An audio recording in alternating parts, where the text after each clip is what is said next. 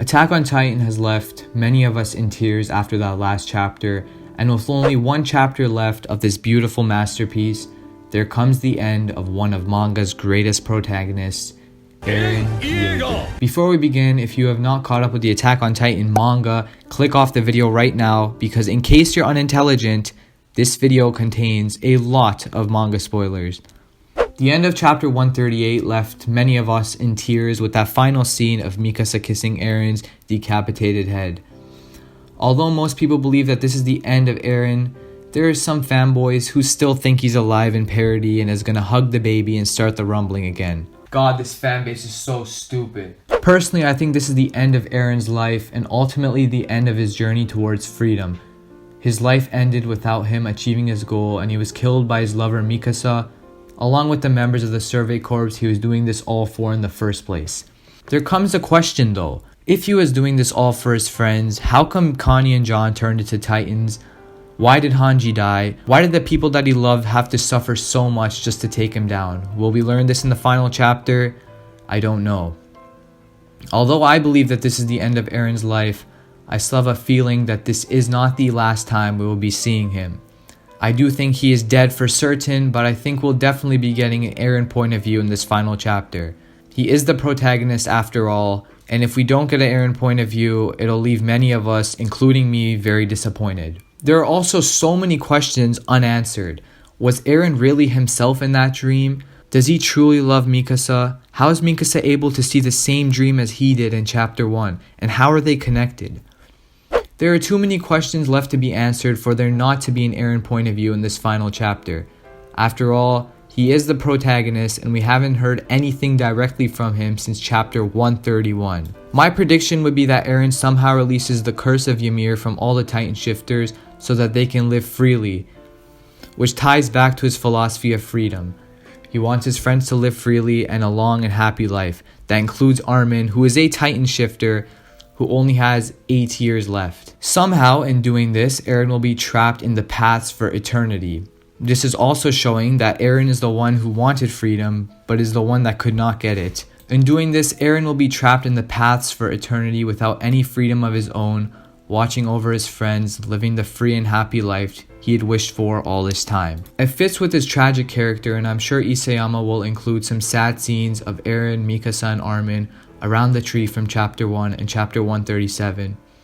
He did say he wanted to swim in his fans' tears, and if he does something like that, he'll be swimming in a pretty large swimming pool. Either way, I think we'll somehow get a final goodbye from Eren or something of that sort, but it's not going to be a happy reunion entirely. In fact, I think Eren will not be able to directly talk to Mikasa and Armin. Here's why. Using the Attack Titan's powers, we know that Eren can see his future memories, which would mean that he most likely saw this ending coming. I would think that he wanted to die by Mikasa and Armin's hands because if we recall from the dream, he told Mikasa to forget about him.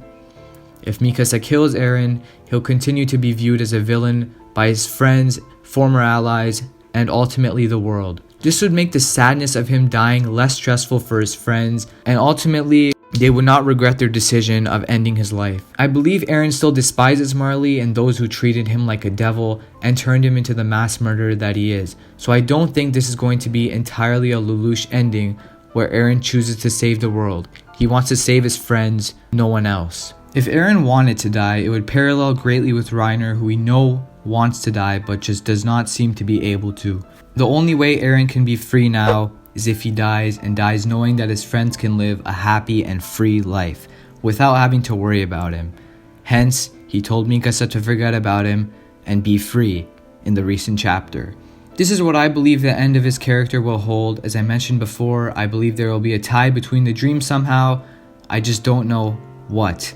I'll leave that to the GOAT, Isayama. The final panel that was teased by Isayama showed a man holding a baby. Now, it may not be a man, of course, but judging by this person's overall posture and, well, the sides of his back, it's pretty clear that it would be a man. Now, maybe this is just a drawing mistake on Isayama's part, but I don't think it's Historia or even Mikasa. Of course, this is just a blind guess, but I've come up with two conclusions of who it could be. Firstly, it could be Eren hugging Ymir and telling her that she's free. Now I know in this panel it shows a man hugging a baby, but this would make for an interesting plot twist if it was actually Ymir being hugged by Eren. Ymir has been a slave her entire life and has been waiting in the path for 2,000 years, as we learned in chapter 122. And it would be an interesting conclusion to her character if Eren would hug her and tell her she's free. The two characters have a lot in common. Both have been slaves and both have suffered an incredible amount. So Eren setting Ymir free for the final time in the last chapter would be a great ending to both their characters. On the topic of Ymir, I find it interesting how Ymir was smiling in the final panel of the recent chapter. We know that Ymir agreed with Eren's plan, and ultimately the two came together, made the founding titan, and started stomping some people. So it's interesting how Ymir was smiling in the end when Mikasa had cut off Eren's head. What could this mean? Was this really a Lelouch ending after all? Was this a part of Ymir and Eren's plan from 2,000 years ago? I really don't know, but this could make for a very interesting plot twist in the final chapter.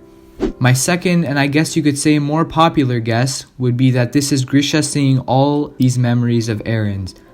I don't know how this will tie into the ending, but it's just a guess after all, and I'm sure Isayama will blow our minds nonetheless. If this does end up being Grisha holding Eren, it will be very interesting to see how this affected Grisha's actions, seeing all these memories all that time ago.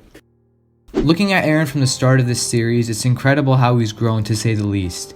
How he learns the truth about so many things, and how the world outside him isn't what he dreamed it was. It is a place of cruelty, racism, and not the beautiful view that he thought it would be, that he saw in Armin's book. We see this in chapter 131. The fact that he couldn't see the outside world with Armin, and how he didn't get to run away and live the rest of his years with Mikasa, is also extremely sad and heartbreaking. It just shows you how truly tragic of a character Eren really is. He is a slave seeking freedom, but the only way he can get it is in death. That is the end of the video, everyone. If you enjoyed, make sure you smack that like button and subscribe if you're new. For more manga and anime content, I will be doing many videos coming up on the Attack on Titan ending, my overall thoughts, and anything like that. So make sure you stay tuned by subscribing, hitting that bell. Anyways, take care everyone. Peace.